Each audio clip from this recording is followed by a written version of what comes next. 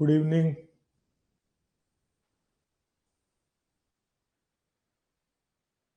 आवाज आ रही है क्या क्लियर एकदम? स्क्रीन विजिबल है?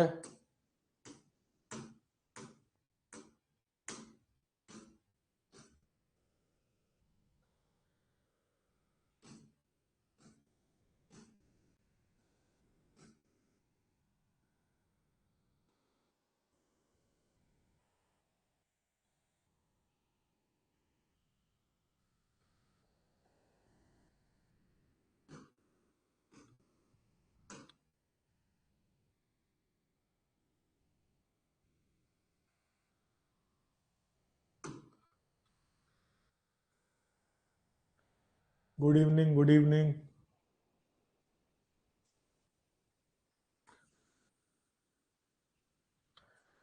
निमेश का मतलब होता है आंखों को बंद करना और उन्मेष का मतलब होता है आंखों को खोलना। ठीक है ना? निमेश मतलब नीचे लाओ आंखों को, आईलिड को नीचे लाना निमेश कहलाता है, और उसको ऊपर करना उन्मेष कहलाता है। ठीक है ना? उसको बोलते हैं निमेश और उन्मेष। ठीक है? और निमेश उन्मेष करवाने में व्यान वायु रेस्पॉन्सिबल होती है अपने शरीर में। हाँ, व्यानो हृदय स्थित कृत स्नेह देहचारी मानव, गति प्रसारण आक्षेप उन्मेष निमेश आदि क्रिया, ये उसके लिए आता है। अष्टांग हृदय भागवत एक ही होते हैं यार। हाँ, आंखों को नहीं, आंखों को ऊपर नीचे नहीं करवाना, आंखों की पलकों को। मतलब मैंने ऐसे आंखें बंद कर ली तो ये मैंने क्या कर लिया? निमेश। मैंने आंखें खोल दी, ऐसे पलक खोल दी तो ये क्या हो गया? उन्मेष। ठीक है?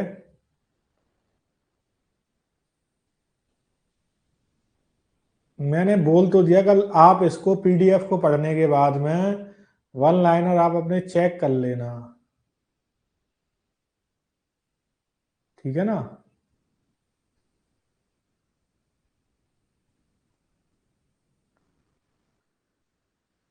मैंने तो बहुत सारे श्लोक याद कर रखे थे, सारे चिकित्सा के श्लोक याद थे मेरे को। ठीक है ना? चलिए, ठीक है, याद करने से होते हैं। चलिए, पीडीएफ आपको आज ऐप पर भी अवेलेबल हो जाएगी, है ना सारी। और कई बच्चों को प्रॉब्लम आ रही है, उनको समझ में नहीं आ रहा है, पता नहीं क्या है। कई लोगों को प्रॉब्लम आ रही है, उनके समझ में ही नहीं आ रहा है कैसे प्रॉब्लम सॉर्ट करी जाए तुम लोगों की।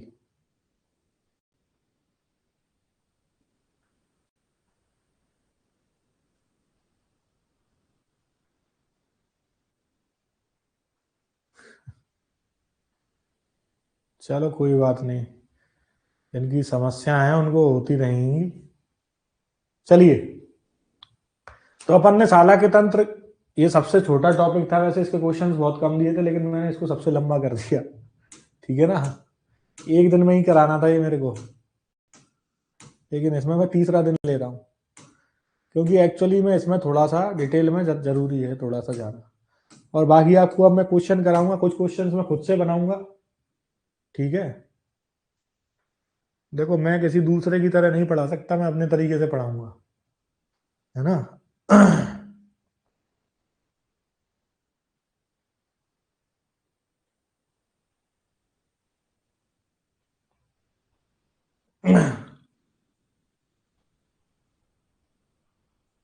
चलिए, तो प्रारंभ करते हैं साहब आज की क्लास। कल अपन ने कहाँ देख लिया था? कल अपन ने कांड रोग पढ़े थे, और कल अपन ने कौन से रोग पढ़े थे? नासागत रोग पढ़े थे।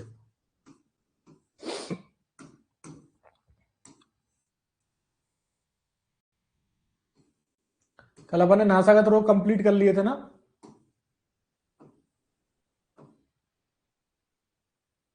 कल नासागत रोग कंप्लीट कर लिए थे ना?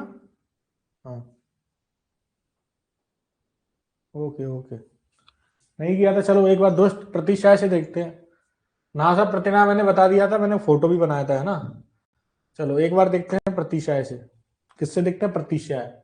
तो प्रतिशय के कितने वेद बताए गए हैं सुश्रुत के अनुसार? तो प्रतिशय के 5 वेद बताए हैं। कितने वेद बताए गए हैं? 5 वेद। ठीक है ना? तो प्रतिशय के वेद कितने बताए गए हैं साहब? 5 वेद बताए गए हैं। अब उसमें एक पर्टिकुलर एक प्रतिशय, दुष्ट प्रतिशय, मतलब जिसका जुकाम खांसी बिगड़ जाए, जिसका जुकाम खांसी बिगड़ जाए, है ना, जिसका जुकाम खांसी बिगड़ जाए, तो उसमें क्या होता है, नासिका कभी तो गीली हो जाएगी, जैसे बोलते ना नाक नाक टपकती रहती है ना, कभी तो नाक एकदम बहने लग जाएगी, कभी सूख जाएगी, ठीक है। तो दुष्ट प्रकृति का व्यक्ति है, तो नासिका कभी तो गीली हो जाती है और कभी सूख जाती है, उसको अपन क्या बोलते हैं, दुष्ट प्रतिशय। क्या बोलते हैं, दुष्ट प्रतिशय। अब जैसे नाक बह रही है, ऐसी नाक कभी बंद हो जाएगी, कभी खुल जाएगी, है ना, कभी नाक बंद हो जाएगी, कभी खुल जाएगी, तो ये भी दुष्ट प्रतिशय है। नासिका कभी खुल जाती है और कभी बंद हो जाती है। और इंपॉर्टेंट है, इसमें गंध का ज्ञान नहीं होता। कभी किसी को जुकाम हुआ है, बिगड़ा जुकाम हो जाता है, तो कुछ स्मेल विस्मेल नहीं आती, बोलते हैं यार गैस की बदबू भी चल रही, तो पता ही नहीं लगते, ठीक है ना, तो उसको स्मेल आती ही नहीं है। तो नासिका कभी तो गीली हो जाएगी, कभी सूख जाएगी, या नासिका कभी खुल जाएगी या कभी बंद हो जाएगी, और गंध का ज्ञान इसमें नहीं होता है। और दुष्ट है तो इसलिए कैसा रोग है, कृच्छ साध्य रोग है। कैसा रोग है, कृच्छ साध्य रोग है। कैसा रोग है, कृच्छ साध्य रोग है, ठीक है ना। तो ये हो गया दुष्ट प्रतिशय। अब अपन बात करते हैं मुखगत रोग की। किसकी बात करते हैं, मुखगत रोग। मुखगत रोग की बात करते हैं, मुखगत रोग। तो मुखगत रोगों की कुल संख्या कितनी बताई है सुश्रुत ने, 65। कितनी बताई है, 65, ठीक है ना। मुखगत रोगों की कुल संख्या कितनी बताई है, 65। चलिए,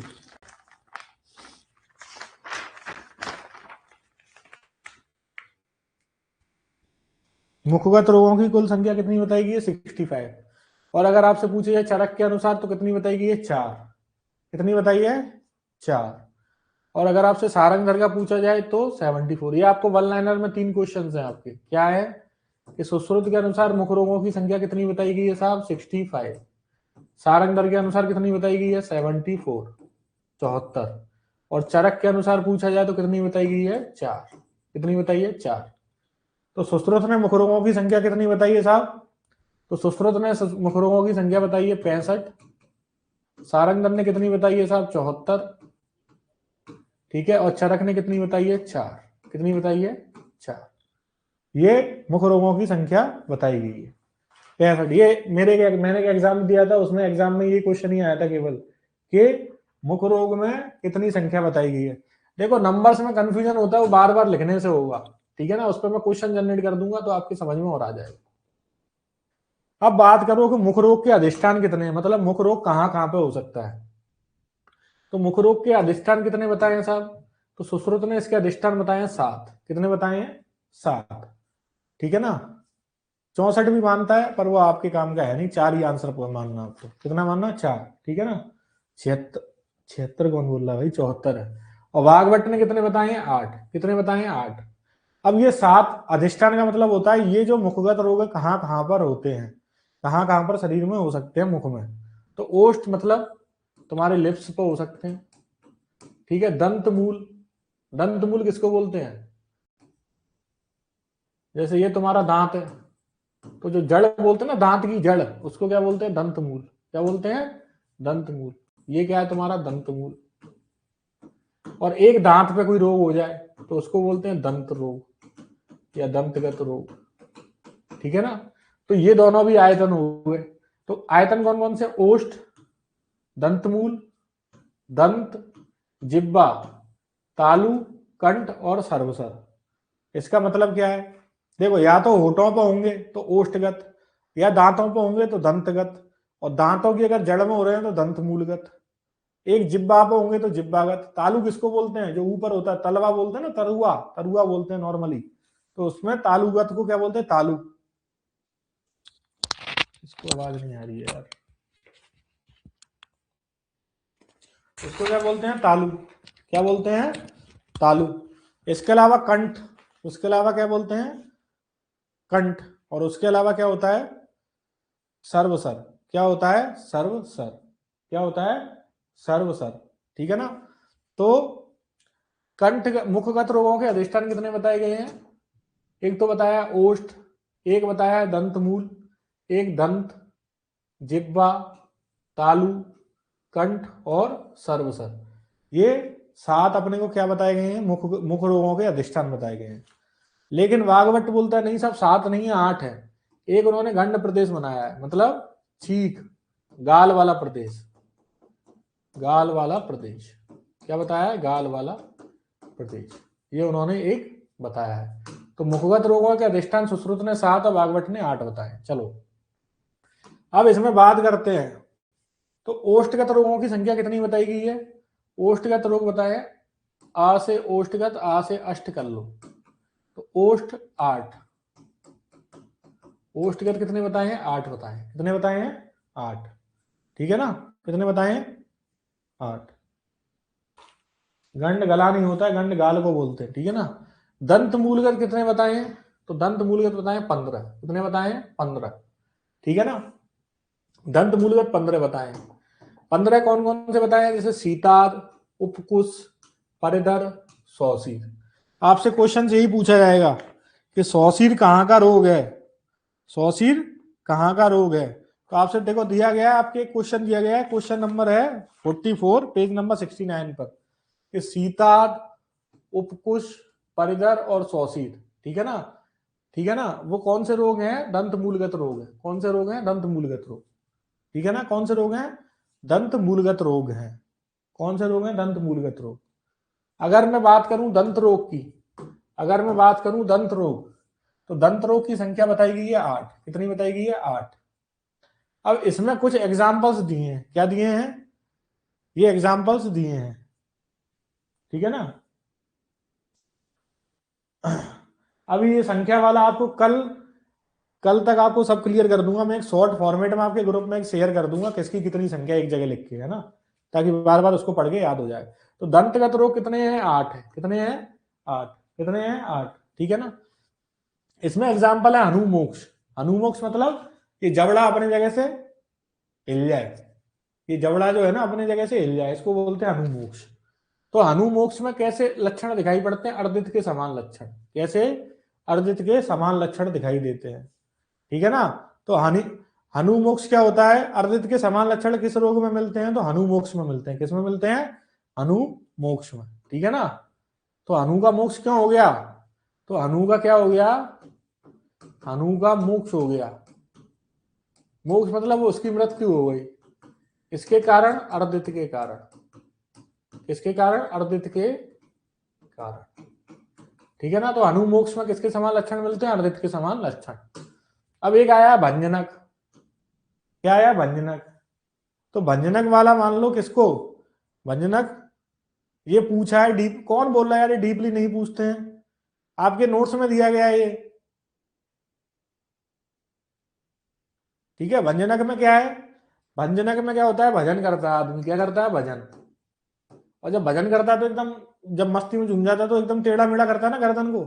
गर्दन को क्या करता है? ऐसे घुमाता है, टेढ़ा मेढ़ा करता है। तो भंजनक में क्या हो जाता है? मुख टेढ़ा हो जाता है। क्या हो जाता है? मुख टेढ़ा।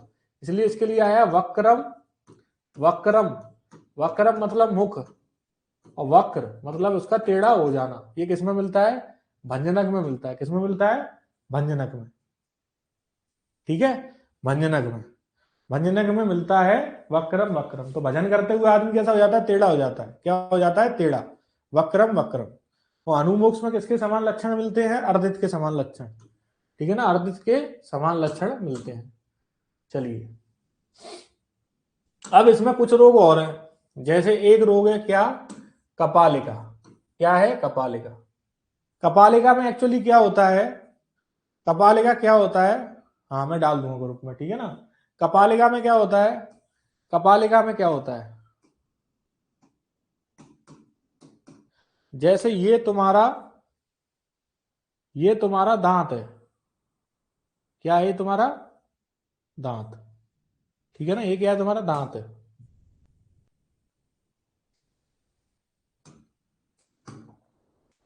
ये तुम्हारा दांत है ना? क्या है? ये दांत है। ये दांत है। अब इस दांत के ऊपर क्या हुआ? कुछ गंदगी जम गई। क्या जम गई? गंदगी जम गई।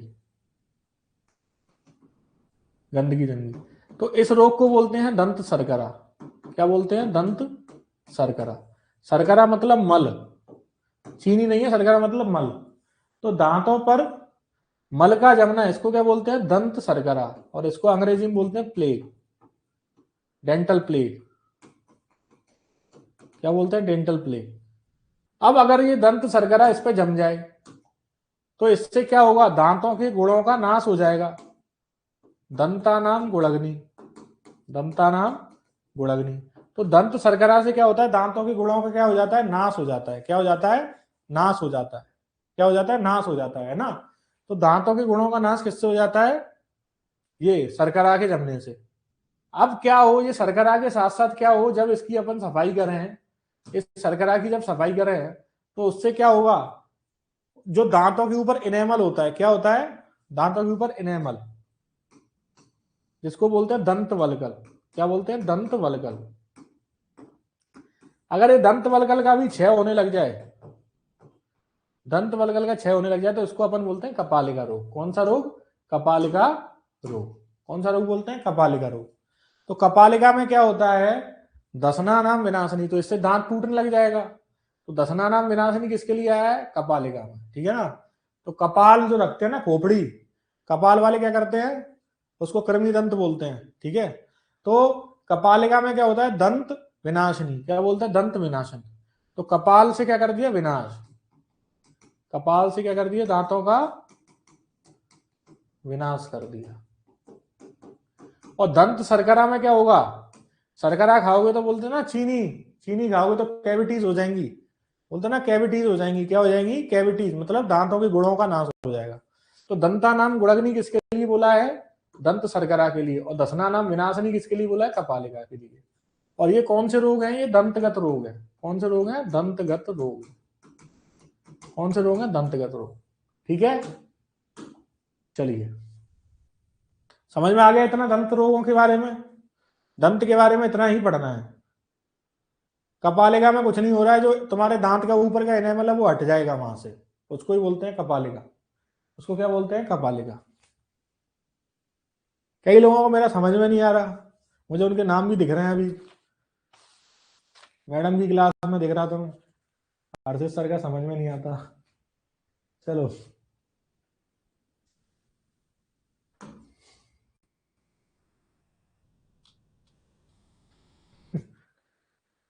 कोई बात नहीं,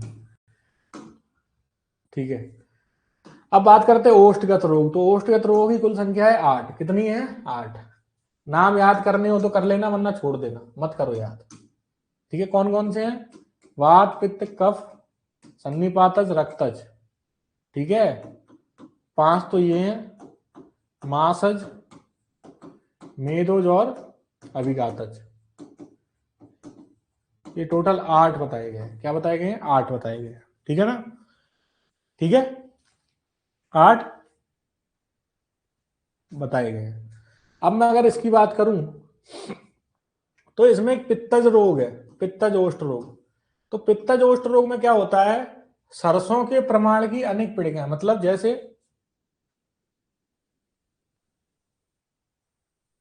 ये किसी के होठ हैं, सपोज किसी के भी मान लो भाई, ठीक है ना।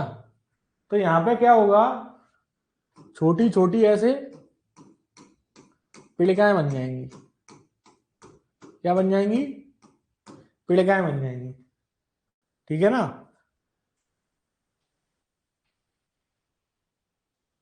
ठीक है, तो इन पीड़िकाओं का बनना ये कौन से रोग में मिलता है, सरसों के समान पित्तज रोग में, पित्तज ओष्ठ रोग में। किसमें मिलता है, पित्तज ओष्ठ रोग में, ठीक है ना। किसमें मिलता है, पित्तज ओष्ठ रोग में। चलिए, अब क्या हो, अगर यही पीड़िकाएं, अगर यही पीड़िकाएं ये खजूर फल के समान हो, किसके समान हो, खजूर फल के समान। तो खजूर का फल देखा है, लाल लाल सा होता है ना, कैसा होता है, लाल लाल होता है। कैसा होता है, लाल लाल। तो लाल लाल होता है, तो खरजूर फल के समान पीड़िकाएं किसमें बनेंगी, रक्तज ओष्ठ रोग में। किसमें बनेंगी, रक्तज ओष्ठ रोग में। तो रक्तज ओष्ठ रोग में खरजूर फल के समान पीड़िकाओं से युक्त हो जाता है ओष्ठ। खरजूर फल वर्ण आभि, ये बोला गया किसके लिए, रक्तज ओष्ठ रोग के लिए। किसके लिए बोला गया है, रक्तज ओष्ठ रोग के लिए बोला गया है। चलिए, बात करते हैं आगे, ठीक है ना। अब बोला गया तालुगत रोग। तो तालुगत रोग में क्या है, तालुगत रोग में है 9 रोग। कितने रोग हैं, 9। अब आपके एक्चुअली वन लाइनर्स में क्या किया गया है, कोई क्वेश्चन तो सुश्रुत के रेफरेंस से उठा लिया है, और कोई क्वेश्चन क्या है, भागवत के रेफरेंस से लिया गया है। तो सब कुछ सोचना पड़ता है ना, क्योंकि अपन जनरली सुश्रुत पढ़ते हैं इनमें, लेकिन क्वेश्चन कुछ भी पूछ रहा है, ठीक है ना, तो वो फिर देखना पड़ेगा। तो इसमें बात करूं टुंडी कैरी, क्या इसलिए मैं यहाँ लिख देता हूँ ये किसने माना है, ठीक है, इसलिए लिख देता हूँ किसको अगर चेक करना हो तो, ठीक है ना। टुंडी कैरी, तो टुंडी कैरी में क्या है, टुंडी कैसी होती है, टुंडी मतलब नाभि, बोलते ना टुंडी को नाभि, और नाभि में क्या निकलता है बताओ, टुंडी में नाभि में क्या निकलता है, देखा है कभी, नाभि में से निकलते हैं क्या, वो निकलते हैं क्या, सफेद सफेद से ऐसे बनियान में से जो इकट्ठे हो जाते हैं ना, सफेद कलर के कॉटन कुछ कपड़े कपड़े, ये बोलते हैं ना इसमें से रुई निकल रही है, इसमें से रुई निकल रही है, वो रुई नहीं होती है, ठीक है ना। पर इससे इससे आपको याद हो जाएगा, क्या याद हो जाएगा कि टुंडी में से क्या निकलती है, रुई, क्या निकलती है, टुंडी में से रुई निकलती है, क्या निकलती है, रुई, और रुई को क्या बोलते हैं, कार्पास, क्या बोलते हैं, कार्पास मतलब कपास, क्या बोलते हैं, कपास। तो इसमें कार्पास फल के समान इसमें सोत हो जाता है, टुंडी कैरी में क्या हो जाता है, कार्पास फल के समान सोत, ठीक है ना। तो कार्पास फल के समान सोत किसमें होता है, टुंडी कैरी में, किसमें होता है, टुंडी कैरी में, ठीक है ना। केवल अपने को याद करने से मतलब है, कैसे भी याद हो। तो कार्पास फल के समान सोत कहां पे होता है, टुंडी कैरी में, किसमें होता है, टुंडी कैरी में, सही है। चलिए अब बात करते हैं तालु पाक। अब तो देखो पाक कहीं आ जाए तो पाक में क्या होगा, मतलब सड़ना, गलना, पाक मतलब ये तो पाचनान, तो इसमें क्या होगा, तालु पाक में क्या होगा, तालु में पाक उत्पन्न हो जाता है। अब बताओ पाक के लिए कौन सा दोष रेस्पॉन्सिबल है, पित्त दोष, कौन सा दोष, पित्त दोष, ठीक है ना। तो इसमें क्या करते हैं, पित्त नाशक चिकित्सा करते हैं, क्या करते हैं, पित्त नाशक चिकित्सा, ठीक है ना, क्या करते हैं, पित्त नाशक चिकित्सा।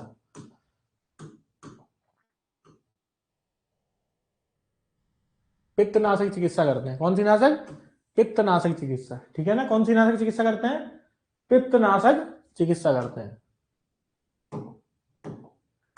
पाक में कौन सा दोष होता है, पित्त दोष होता है, तो इसलिए उसमें कौन सी नाशक चिकित्सा करते हैं, पित्त नाशक चिकित्सा। चलो ठीक है ना। चलो अब इसमें एक इंपॉर्टेंट चीज बताई गई है, तालु पाक में कौन सा भेदन करते हैं, अष्टापदवत भेदन करते हैं, ठीक है ना। 8 लम्ब्ड इंसिजन, मतलब जैसे किसी को तालु पाक हो गया ऐसे, यहाँ पे सपोज ये तालु है किसी का, तो इसमें ऐसे भेदन कर 1 2 3 4 5 6 7 8, इस तरीके का भेदन करेंगे, ठीक है ना, इस तरीके का भेदन करेंगे, तो उसको क्या बोलते हैं, अष्टापदवत भेदन, 8 लम्ब्ड इंसिजन, है ना, उसको क्या बोलते हैं, अष्टापदवत भेदन। तो ये किसमें किया जाता है, तालु पाक में, किसमें किया जाता है, तालु पाक में, ठीक है ना, किसमें, तालु पाक में, ठीक है। चलिए तो तालु पाक में क्या होता है, तालु में पाक उत्पन्न होता है, कैसी नाशक चिकित्सा करेंगे, पित्तनाशक चिकित्सा करेंगे और अष्टापदवत भेदन करेंगे, ठीक है।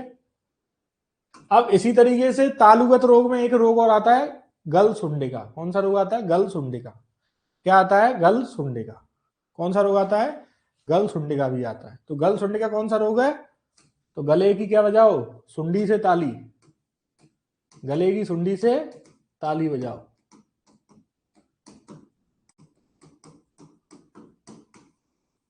ठीक है।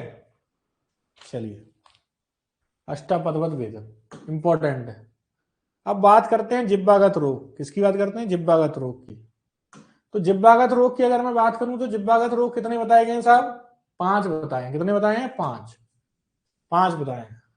तो जिब्बागत रोग में 5 कौन कौन से आते हैं साहब, एक तो जिब्बा कंटक आता है, क्या आता है, जिब्बा कंटक मतलब तुम्हारी जो जीभ होगी, सपोज ये किसी की जबान है, ये किसी की जबान है, ये किसी की जीभ है ना, ये किसी की जीभ है।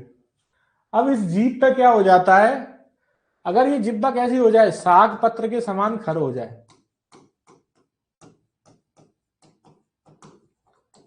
साग पत्र खर, और खर किसका गुण है, वात का, किसका गुण है, वात का। तो जिब्बा कंटक के एक्चुअली क्या होते हैं, 3 भेद होते हैं, वातज पित्तज और कफज। तो अगर क्या हो जाए, खर हो जाए, साग पत्र के समान अगर खर जिब्बा हो जाए तो कौन सा दोष है, वातज जिब्बा कंटक है। अब ऐसे ही क्या हो, इस पे अंकुर बन जाए ऐसे, मांस के अंकुर बन जाए, छाले टाइप के से हो जाए, ठीक है ना, कैसे हो जाए, छाले टाइप के से अंकुर बन जाए इसमें। और ये किसके समान हो, सालमली कंटक के, किसके समान हो, सालमली कंटक के समान हो, किसके समान हो, सालमली कंटक के समान हो। तो ये कौन सा जिब्बा कंटक है, कफज जिब्बा कंटक। कौन सा जिब्बा कंटक है, कफज जिब्बा कंटक। तो अगर सालमली कंटक के समान मांस अंकुरों की उत्पत्ति हो जाए तो उसको अपन क्या बोलते हैं, कफज जिब्बा कंटक, ठीक है ना, क्या बोलते हैं, कफज जिब्बा कंटक। सालमली क्या होता है, सालमली प्लांट होता है, और क्या है। चलो, और इसमें अलास और उपजिब्बिका भी आते हैं, क्या आते हैं, अलास और उपजिब्बिका। चलिए, इसके बाद अगर अपन बात करें कंठगत रोगों की, तो कंठगत रोगों की संख्या कितनी बताई गई है, 17। कितनी बताई है, 17। कितनी बताई गई है, 17। चलिए, पित्त में ऐसा कुछ स्पेशल था नहीं जो आपसे पूछा जाएगा, इसलिए नहीं बताया।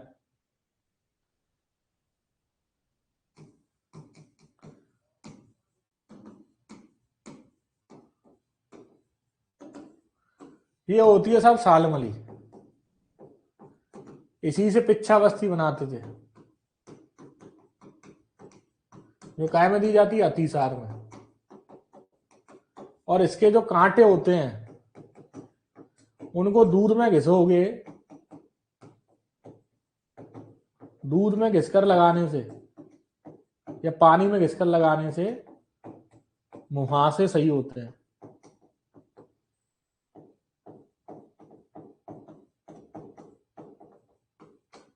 ये सालमली एक प्लांट होता है ना। चलो, तो कंठगत रोग कितने होते हैं, 17। कितने होते हैं, 17 होते हैं, ठीक है। वाघभट्ट ने 18 माने हैं और सुश्रुत ने 17 माने हैं, ठीक है, कोई दिक्कत नहीं। अब इसमें रोहिणी होती है एक रोग, क्या बोलते हैं, रोहिणी, रोहिणी, जिसको बोलते हैं डिफ्थीरिया। क्या बोलते हैं, डिफ्थीरिया, रोहिणी। तो रोहिणी के कितने भेद बताए गए हैं, 5 भेद। कितने प्रकार बताए गए हैं रोहिणी के, 5 भेद। कौन कौन से हैं, वातज, पित्तज, कफज, रक्तज और सन्निपातज, छोड़ दो। अब जो माधव है, माधव, माधव ने बोला है जो कफज रोहिणी होती है वो सद्य मारक होती है, क्या होती है, सद्य मारक। तो आपसे पूछा जाएगा माधव के अनुसार, माधव के अनुसार, माधव के अनुसार कितनी कौन सी रोहिणी जो होती है जो सद्य मारक होती है, ठीक है ना, कौन सी रोहिणी होती है सद्य मारक होती है, वो कंठ कौन सी रोहिणी होती है, कफज रोहिणी। कौन सी रोहिणी, कफज रोहिणी। चलिए, बात करते हैं आगे। अब इसमें आता है गलगंड, क्या आता है, गलगंड। तो गलगंड में क्या बताया, मुस्क अवलंबते निरुकम, मतलब गलगंड में क्या होता है, सोफ होता है, क्या होता है, सोत होता है, मतलब सूजन होती है। उसकी आकृति कैसी होती है, उसकी आकृति, ये वाघभट्ट ने माना, एक्चुअली किसने माना है, वाघभट्ट ने। मुस्क अवलंबते, जो वृषण होते हैं, वृषण के समान, वृषण की आकृति के समान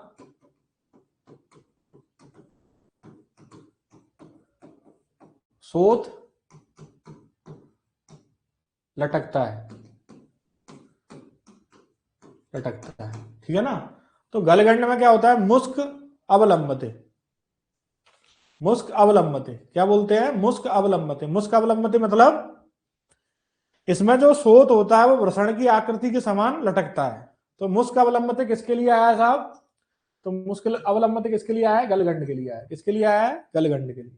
समझ में आ गया, गलगंड के लिए आया। चलिए, अलग अलग रेफरेंस है, उसने माधव के अनुसार पूछा इसलिए ये बताया गया, ठीक है ना।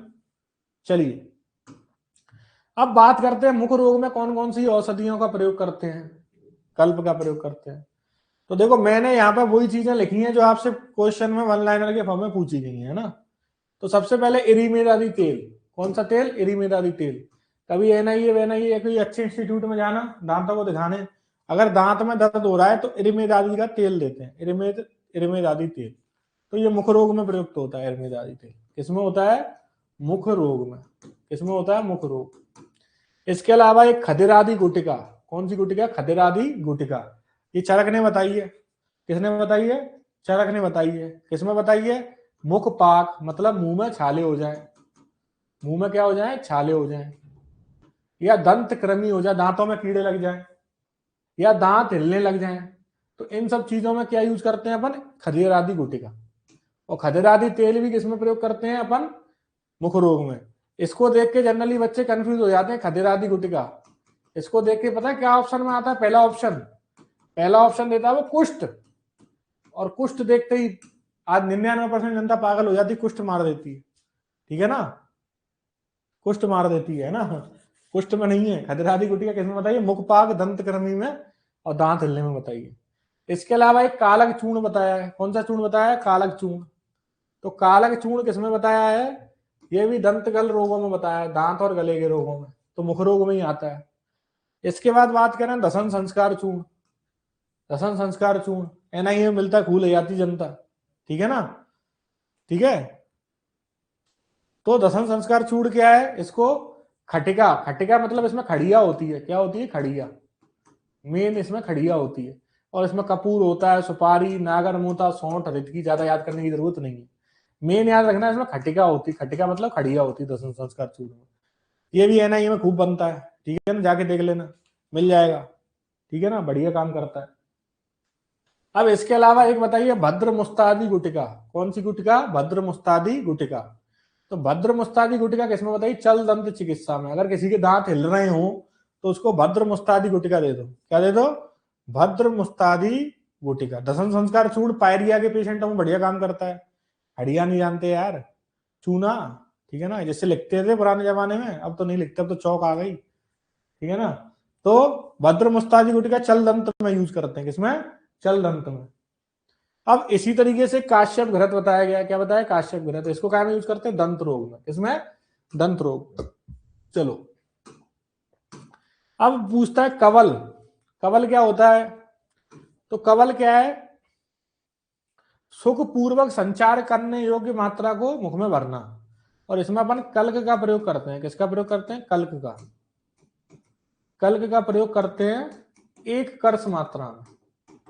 कितनी मात्रा में? एक कर्ष मात्रा में। मतलब 12 ग्राम किसी चीज का कल्क बनाएंगे और उसको मुख में रख लेंगे और उसको क्या करेंगे? घुमाएंगे, ठीक है ना। हाँ, कुल्ला करना बेसिकली, वही है कवल। क्या है? कवल। अब कवल के आपसे भेद पूछ रखे हैं सुश्रुत के अनुसार। तो कवल के भेद कितने बताए गए हैं? 4 भेद बताए। कितने बताए हैं? 4 भेद। कितने बताए हैं? 4 भेद। कौन कौन से? स्नेहन, शोधन, प्रसादन और रोपण। कौन कौन से बताए साहब? स्नेहन, शोधन, प्रसादन और रोपण। ये 4 तरीके के क्या बताए गए? कवल बताए हैं सुश्रुत के अनुसार। किसके अनुसार? सुश्रुत के अनुसार ये कवल के 4 भेद बताए गए हैं। चलिए, तो ये हुआ आपका मुख रोग वाला पोर्शन समाप्त। अब बात करते हैं सिरोरोग की। किसकी बात करते हैं? सिरोरोग की। तो सिरोरोग की बात करते हैं तो सिरोरोग चरक ने कितने माने हैं? चरक ने कितने माने? सिरोरोग 5 माने। कितने माने साहब? 5। सुश्रुत ने कितने माने? 11। सुश्रुत ने कितने माने हैं? 11 माने। कितने माने हैं? 11, ठीक है। और चरक ने कितने माने हैं? 5 माने। कितने माने हैं? 5। और वाघभट्ट ने कितने माने हैं? 10 माने हैं। कितने माने हैं? 10। ये आपसे क्वेश्चन पूछ सकता है। अब ये नाम याद होने चाहिए, वात, पित्त, कफ, रक्त, सन्निपात, ये तो चलो ठीक है, याद हो चाहे ना हो, ये जरूर याद रखना। अनंतवात, अर्दाव भेदक, क्षयज सिरोरोग, संखक और सूर्यावर्त। कई बार आपसे यही पूछ लिया जाएगा अनंतवात क्या है? अनंतवात क्या है? तो अनंतवात क्या है? सिरोरोग है। अर्दाव भेदक क्या है? सिरोरोग है। क्षयज क्या है? सिरोरोग है। संखक क्या है? सिरोरोग है। सूर्यावर्त क्या है? सिरोरोग है, ठीक है ना। तो चरक ने कौन कौन से 5 माने हैं? चरक ने माने हैं वातज, पित्तज, कफज और सन्निपातज, प्लस एक साथ में क्रमिज भी माना है। क्या माना है? क्रमिज। तो चरक ने सिरोरोग की संख्या कितनी मानी है? 5। कितनी मानी है? 5। कौन कौन सी? कौन कौन सी मानी है? वातज, पित्तज, कफज, सन्निपातज और क्रमिज, ठीक है ना। ये क्या माने गए हैं चरक के अनुसार सिरोरोग के प्रकार। अब मैं बात करता हूं कुछ महत्वपूर्ण सिरोरोग की। किसकी? कुछ महत्वपूर्ण सिरोरोग की अगर मैं बात करूं, तो कुछ महत्वपूर्ण सिरोरोग की अगर मैं बात करूं तो उसमें जैसे सबसे पहले कफज सिरोरोग। क्या? कफज सिरोरोग। तो कफज सिरोरोग में क्या बताया गया है? ये बहुत इंपॉर्टेंट है, इसमें कंफ्यूज हो सकते हो। तो कफज सिरोरोग में रात्रि के समान अधिक पीड़ा हो जाती है। मतलब अगर किसी को कफज सिरोरोग होगा तो कंफ्यूज होना ही नहीं है। रात्र में क्या बढ़ता है? कफ बढ़ता है। कफ बढ़ता है कि नहीं बढ़ता है? रात को जब सोते हो तो एकदम मस्त होके सोते हो कि नहीं सोते, कोई कफ बढ़ा हुआ है, तो रात्रि के समय इसलिए इसमें कफत शिरोरोग होगा, तो रात्रि में पीड़ा इसमें बढ़ जाएगी। क्या हो जाएगी? बढ़ जाएगी। तो रात्रि के समय अधिक पीड़ा किसमें होती है? कफत शिरोरोग में। और अगर मैं बात करूं पित्तज शिरोरोग की, तो पित्तज शिरोरोग में एक तेल का नष्ट बताया गया, इसका नाम है हिमांशु तेल। कौन सा नाम है? हिमांशु तेल। तो इसको ऐसे याद रखना है, हिमांशु को कौन सा शिरोरोग था? पित्तज शिरोरोग था। तो हिमांशु तेल का नष्ट किसमें देते हैं? पित्तज शिरोरोग में। किसमें देते हैं? पित्तज शिरोरोग में। अब बात करते हैं सूर्यावर्त की। किसकी बात करते हैं? सूर्यावर्त। सूर्यावर्त कौन सा रोग होता है? तो ये सूर्य के हिसाब से, सूर्य के हिसाब से बढ़ता है। जैसे अगर सूर्य देवता हो गया है तो इनके सिर में दर्द बढ़ेगा। सूर्य देवता अगर कम हो गए, धीरे धीरे जैसे सूर्य अपनी ढलने की स्थिति में आ गया, तो ये दर्द क्या हो जाएगा? कम हो जाएगा। क्या हो जाएगा? कम हो जाएगा। तो सूर्यावर्त को त्रिदोषज रोग माना है किसने? सुश्रुत ने। कैसा माना है? त्रिदोषज। चरक का याद करो तो कर लेना, उन्हें छोड़ देना। वात रक्तज माना है। क्या माना है? वात रक्तज, छोड़ दो। ठीक है, तो कैसा रोग है? त्रिदोषज रोग है सुश्रुत के अनुसार। इसमें एक पर्टिकुलर लाइन आती है, शीतेन शांति लभते कदाचित उष्णेन जंतु सुख आपनिश्य। मतलब कभी तो ये क्या होगा? कभी तो ठंडे शीतल शीतल चिकित्सा से शांत हो जाएगा। सूर्यावर्त अलग ही तरीके की बीमारी है। नहीं, माइग्रेन ये नहीं है। माइग्रेन किसको बोलते हैं? अर्धाभेदक को बोलते हैं। तो सूर्यावर्त बेसिकली क्या है? सूर्यावर्त में क्या होता है? कभी तो ठंडी चिकित्सा से शांति पड़ जाएगी, है ना, और कभी क्या करेंगे? कभी इसको गर्म चीज से शांति हो जाएगी। तो ऐसी वाले बीमारी को क्या बोलते हैं अपन? ऐसे वाले शिरोरोग को क्या बोलते हैं? सूर्यावर्त बोलते हैं। ठीक है ना। चलिए, तो क्या लिखा है? सूर्य उदय के साथ पीड़ा स्टार्ट होती है, धीरे धीरे बढ़ती है। जैसे जैसे सूर्य का तेज कम हो जाएगा, पीड़ा भी कम हो जाएगी। मतलब सूर्य की गति के अनुसार बढ़ने घटने वाला रोग है। तो नाम से पहचान जाएंगे, सूर्य की गति से कौन? सूर्यावर्त। कौन सा? सूर्यावर्त। अब अपन बात करते हैं अनंतवात। किसकी बात? अनंतवात। तो अनंतवात, अनंतवात कैसा रोग है? त्रिदोषज रोग है। कैसा रोग है? त्रिदोषज। ठीक है ना। और इसमें एक इंपॉर्टेंट लक्षण मिलता है, हनुग्रह लक्षण। कौन सा लक्षण मिलता है? हनुग्रह। और इसमें ये भी त्रिदोषज होता है। ये भी क्या होता है? त्रिदोषज। क्या होते हैं? त्रिदोषज होता है। क्या होता है? त्रिदोषज। तो अनंतवात भी त्रिदोषज होता है। और इसमें एक इंपॉर्टेंट लक्षण मिलता है, अनुग्रह। ठीक है ना। तो हनुमान जी तो क्या थे? हनुमान जी अनंत ग्रहों पर घूम सकते थे ना।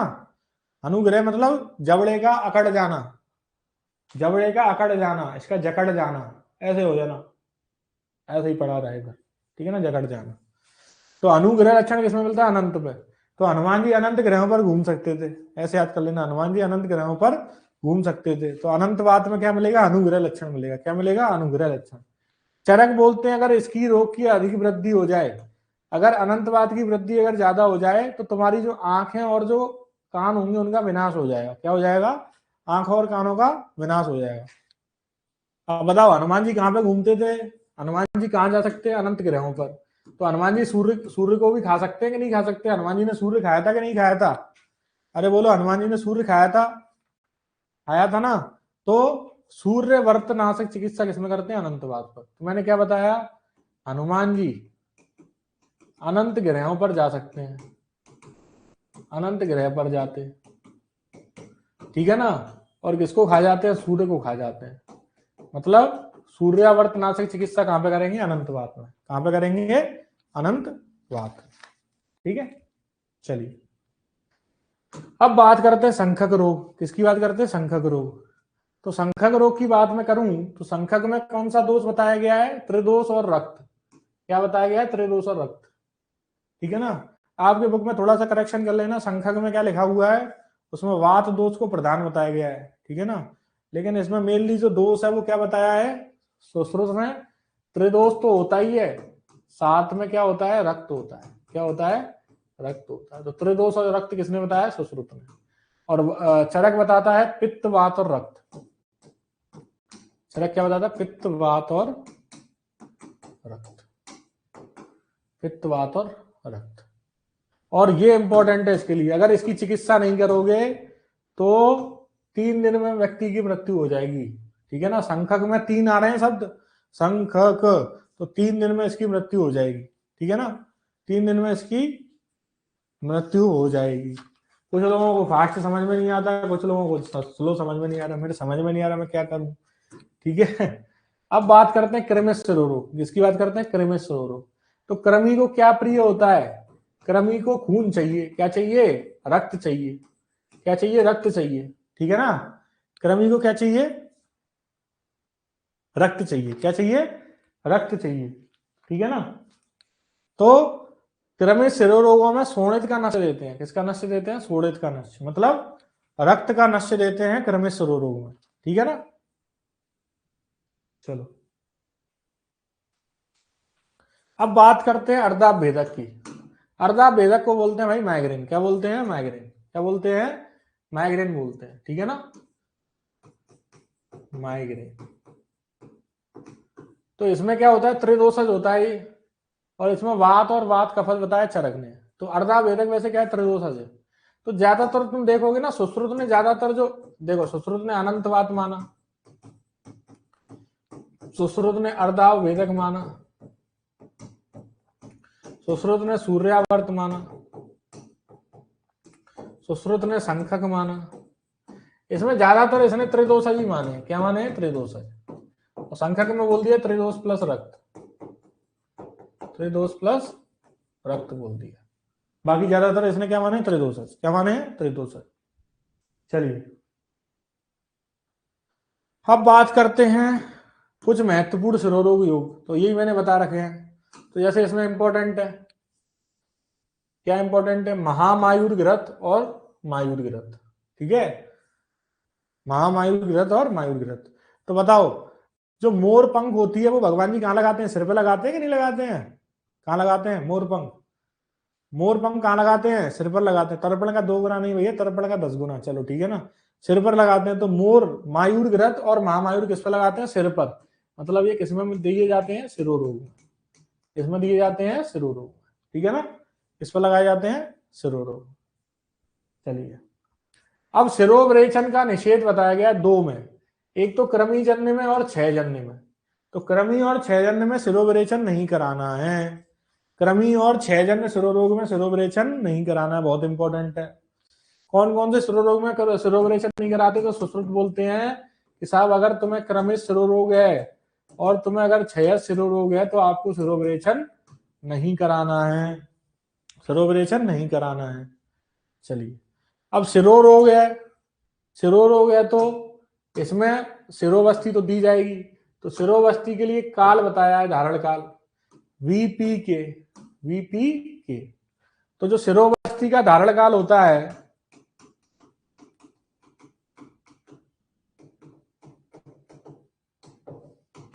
वो तर्पण का 10 गुना होता है। तर्पण का 10 गुना। तर्पण का कितना था? 100, 800 और 600। तो ये हो गया 10,000 मात्रा वातज में, पित्तज में 8,000 मात्रा, कफज में 6,000 मात्रा। ठीक है, ये सुश्रुत और वाग्भट ने सेम बताया है। क्या बताया है? सेम बताया। ठीक है ना। और इसकी परम सेवन अवधि, सिरोवस्तु कितने दिन तक यूज कर सकते हैं? 7 दिन तक। ठीक है, तो परम सेवन अवधि है। और इसका प्रयोग कब करना है? संध्या काल में। कब करना है? संध्या काल में। ठीक है, सिरोवस्ती कब करनी? संध्या काल में। जैसे करते क्या है बस, सिरोवस्ती संध्या काल में सुबह ही करते हैं। ठीक है ना। हाँ ये मंडे से क्लास टाइमिंग वही हो जाएगा जो पहले था, अभी थोड़ी सी प्रॉब्लम है, हो जाएगा मंडे से। ठीक है ना, 1-2 दिन और मैनेज करो। ठीक है। और सिरोवस्ती चर्म की ऊंचाई कितनी बताइए? 12 अंगुल। कितनी बताइए? 12 अंगुल। कितनी बताइए? 12 अंगुल। चलिए ठीक है ना। अब क्वेश्चंस बताएंगे,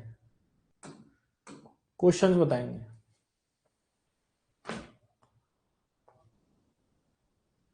इसमें से बताओ कौन निम्न में से तालू का रोग कौन सा है? हाँ ठीक है, मैराथन में। ठीक है, तो सुबह हो जाएंगी क्लास, फिर शाम को नहीं होगी ना। तालुगत रोग कौन सा है इसमें? तालुगत रोग कौन सा है? टुंडी अद्रोस, अलास कच्छप। ठीक है, बताएंगे कौन सा है? टुंडी कैरी। ठीक है, बताओ गल सुंडी का कौन सा रोग है? गल सुंडी का, गल सुंडी का कहाँ का रोग है? गल सुंडी का 13वीं का आंसर बताओ। 13वीं का आंसर बताओ, गल सुंडी का कहाँ का रोग है? गल सुनने का कहाँ का रोग है? अरे बोलो, अरे बोल दो अब तो। तुम लोगों ने बोल बोल के मेरी एनर्जी भी कम कर दी यार। समझ में नहीं आ रहा, ये नहीं आ रहा, वो नहीं आ रहा। तालुगत कौन सा? तालुगत रोग है। रोहिणी कौन सा रोग है बताओ? रोहिणी, रोहिणी कहाँ का रोग है? रोहिणी कहाँ का रोग है? रोहिणी कहाँ का रोग है बताओ? रोहिणी रोग है कंठगत। कौन सा? कंठगत। सबसे लास्ट पन्ने पे पहुंच जाओ, सेकंड नंबर नोट्स के।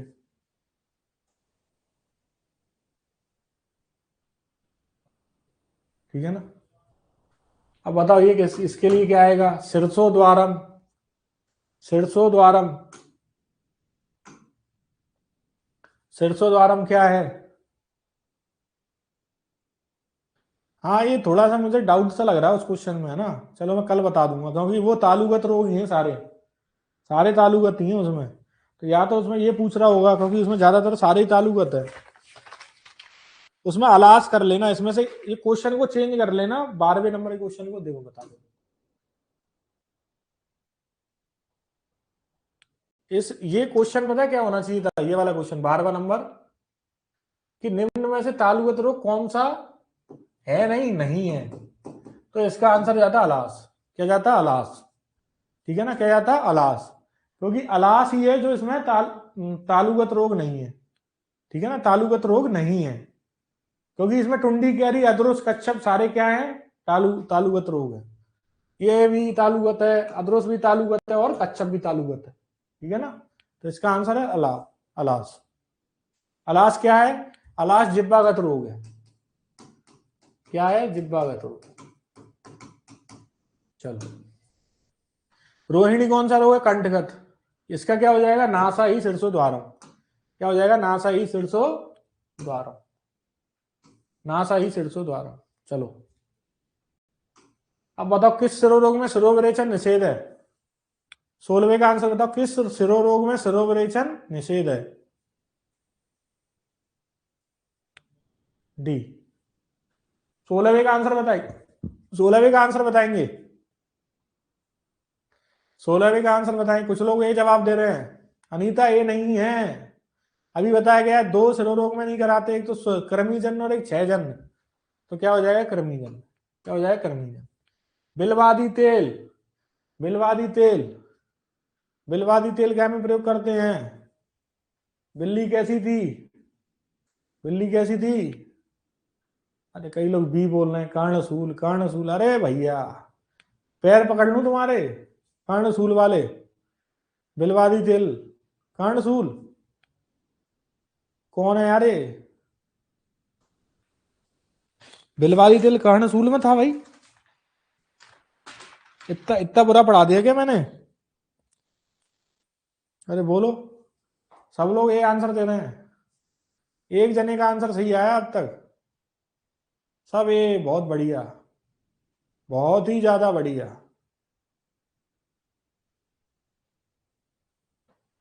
बिल्ली बहरी थी भैया, बिल्ली कैसी थी? बहरी। तो कर्ण बहादुर रहे इसका आंसर, यार क्या कर रहे हो? कई लोग कर्णसूल बोल रहे हैं। चलो हाँ, चरकोक्त खदिरादि गुटिका का प्रयोग कहाँ करते हैं? चरकोक्त खदिरादि गुटिका का प्रयोग कहाँ करते हैं? हाँ ठीक है, ठीक है, ठीक है, ठीक है, ओके ओके। चरकोक्त खदिरादि गुटिका का तो देखो, मुखपाक में तो करते हैं लेकिन कांस में नहीं करते। अरोचक में भी कर सकते लेकिन कांस में नहीं करते। दंत चलन में भी कर सकते लेकिन कांस में नहीं करते। तो इस क्वेश्चन को बताए, वैसे अगर किसी को नहीं आता तो भी एलिमिनेशन से हटा सकते थे, क्योंकि सब में 3 ऑप्शन में एक कॉमन थी चीज, कांस कांस कांस, तो वो तो आंसर नहीं होगा। तो लास्ट वाली चीज भी मैंने बताई, मुखपाक और दंतक्रम, मुखपाक और दंतक्रम। ठीक है। दीपिका तेल का प्रयोग किसमें करते हैं? तो दीपिका के क्या था कान में? क्या था दीपिका के कान में? दर्द था। क्या था? 18 का सी। 18 का सी नहीं है यार, 18 का डी है, 18 का डी है। 19वें का क्या है? ए। 19वें का क्या है? ए। क्या है? ए।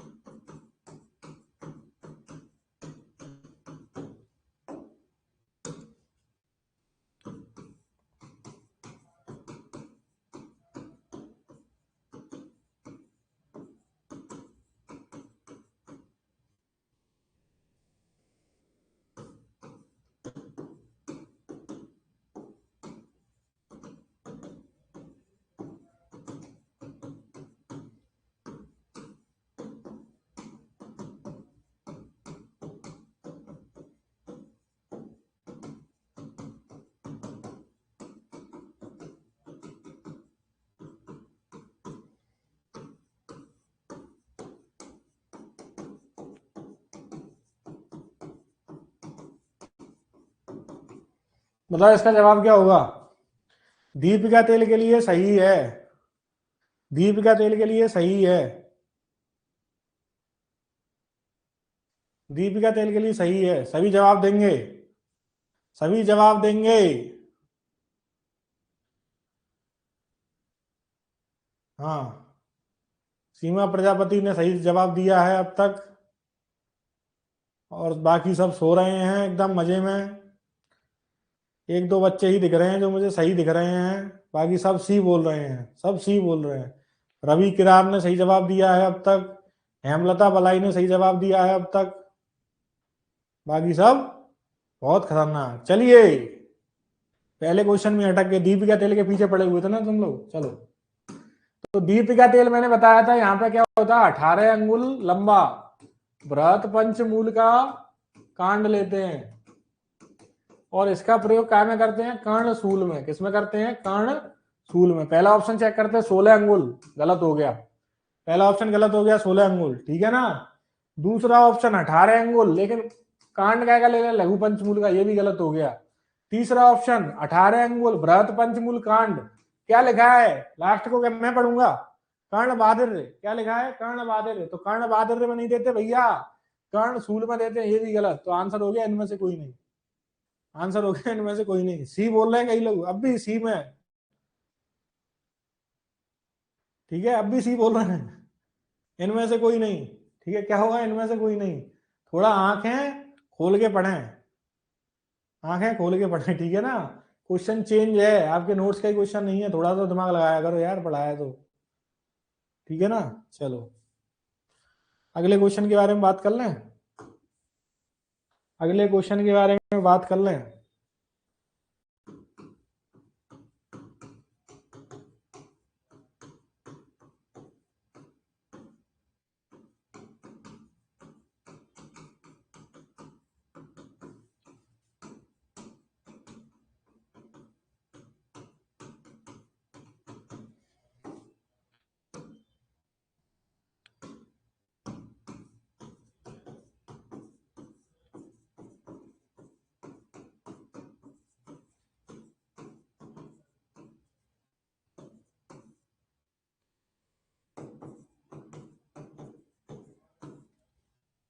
हिमांशु तेल का प्रयोग किस रूप में करते हैं।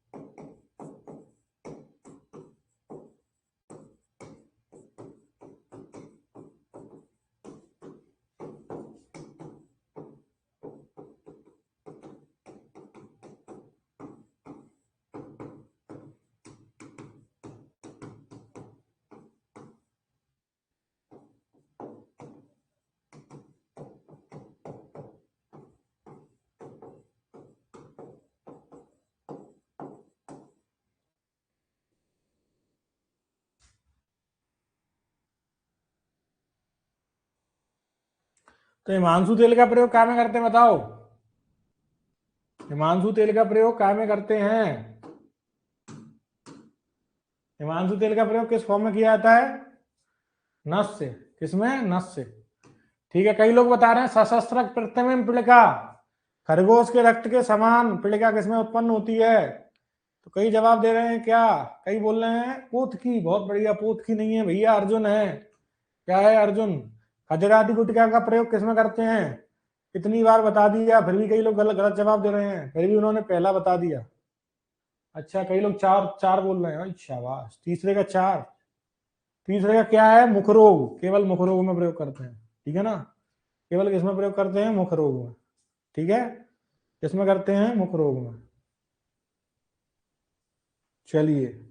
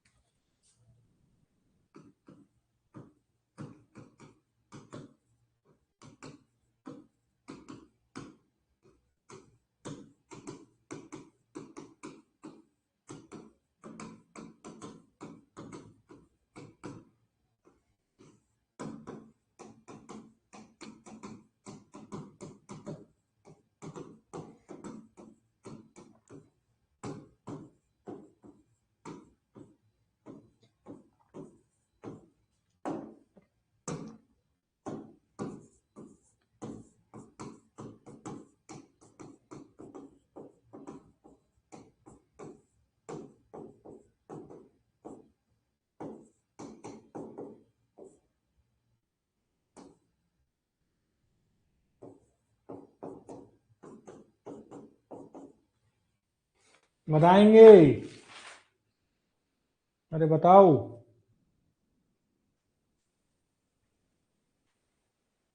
बताओ, क्षार के प्रकार कितने होते हैं? क्षार के प्रकार दो। कौन कौन से? प्रतिसारणीय और पानीय। स्वास्थ्य के यंत्रों की संख्या कितनी है? 24। सिरोरोग की संख्या सुश्रुत ने कितनी बताई है? सिरोरोग की संख्या सुश्रुत ने कितनी बताई है? बताओ। सुश्रुत ने सिरोरोग की संख्या कितनी बताई? अभी बताया था 65। बहुत बढ़िया, सौरभ ने सही जवाब दिया है। हाँ, नीचे सही जवाब आ रहे हैं। कितने बताए हैं? 11। चरक ने कितने बताए हैं? 5। कितने बताए हैं? 5। नेत्र रोगों की संख्या कितनी है? नेत्र रोगों की संख्या, नेत्र रोगों की संख्या कितनी बताई है सुश्रुत ने? 76। सारंग दरा बागवट ने कितनी बताई है? बताएंगे? सारंग दरा बागवट ने कितनी बताई है? 94।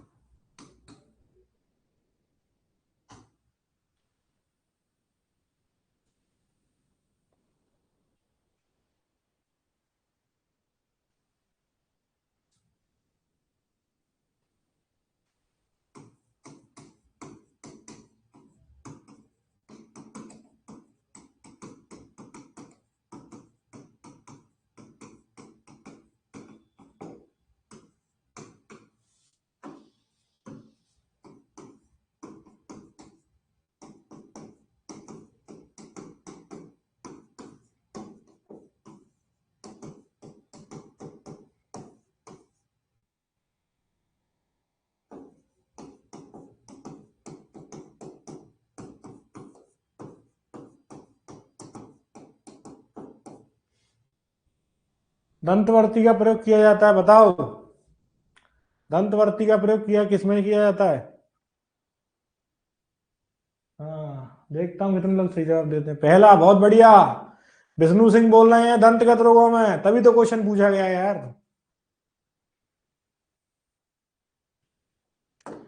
अरे, दंतवर्ती का प्रयोग नेत्र रोगों में किया जाता है। किसमें किया जाता है? नेत्र रोगों में। ठीक है, इसमें किया जाता है नेत्र रोगों में। ढंग से पढ़ लो। चलो, मिलते हैं फिर कल। मिलते हैं फिर कल। आज की क्लास समझ में आ गई क्या? आज की क्लास समझ में आ गई? आज की क्लास समझ में आ गई क्या?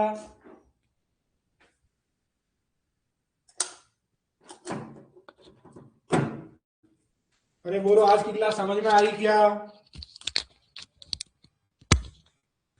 डाउट किन लोगों को रहते हैं यार? किसको कोई डाउट आए तो मेरे को पूछ लिया करो। किसी चीज में अगर दुविधा आए तो मेरे को पूछ लिया करो आप, दुविधा को सॉल्व कर दिया जाएगा। और बाकी एक बार आपको खुद से पढ़ना पड़ेगा, ठीक है? मैं भी बार बार रिवीजन देता हूँ, जब मेरे को याद रहता है मैं भी भूलता हूँ यार, मैं भी इंसान हूँ, मशीन नहीं, ठीक है ना? तो बाकी तो खुद से मेहनत करनी पड़ेगी, है ना? तभी एग्जाम निकलेगा। अब बाकी तो मस्त होके पढ़ते रहो, उस दिन की बात है, ठीक है? समझ आती है, याद नहीं होती है तो याद करने से होगी। याद करने, मेरे पास इसका फालतू, अगर कोई फालतू बकवास करेगा, अगर मेरे पास कोई फालतू मैसेज आएगा तो उसको ब्लॉक कर दिया जाएगा, बिल्कुल एक ही बार में, फिर वो कभी नहीं कर पाएगा, ठीक है ना? तो इसलिए पढ़ लो आराम से। हाँ हाँ, आराम से संपुष्टि लो, मार्केट में मिल जाएगी संपुष्टि, ठीक है? ब्रह्म ब्रह्म रसायन का प्रयोग करो जिससे आपकी बुद्धि का वर्धन हो, ठीक है ना? बाकी तो सबसे ज्यादा बुद्धि वर्धन क्या बोला है? तद्वित संभाषा बुद्धि वर्धना नाम आचार्य चरक ने 25वें अध्याय में बोला है ना। डिस्कशन से चीजें बढ़ती हैं, डिस्कस किया करो अगर आसपास मित्र हैं तो, ठीक है? वरना ये बादाम खाने से और इन सब चीजों से अगर दिमाग बढ़ जाता तो दुनिया के सारे लोग ही होशियार हो जाते, है ना? तो बिना पढ़े कुछ नहीं हो सकता, जब तक नहीं पढ़ोगे जब तक कुछ नहीं होगा। चलिए, है ना? चलो मिलते हैं फिर, एग्जाम डेट आ जाएगी, आप अपनी तैयारी पर ध्यान दें। एग्जाम डेट से कुछ नहीं होना है, आएगी जब आ जाएगी। आप तो ऐसे मान के चलो कि आपका 10 दिन में एग्जाम है, तो आप उस हिसाब से अपनी तैयारी रखें, ठीक है ना? चलिए, बाकी कुकुड़क नेत्र का रोग है सौरभ जी, कल बताया गया था, उसमें काश्यप ने कफ रक्त दोष माना है, ठीक है? और भागवत त्रिदोष प्लस रक्त मानते हैं। स्वर्ण प्राशन की उम्र तो गई यार अब तुम लोगों की ठीक है, चलो बाकी मस्त होके पढ़ो, कोई दिक्कत हो तो बताना, है ना? अब अपन मैराथन क्लासेस में थोड़ा और फास्टली, अब फास्ट रिवीजन करेंगे, तो कृपया करके जो पढ़ाया गया उसको पढ़ के बैठें, उसके बाद अपन बात करें। चलिए, धन्यवाद।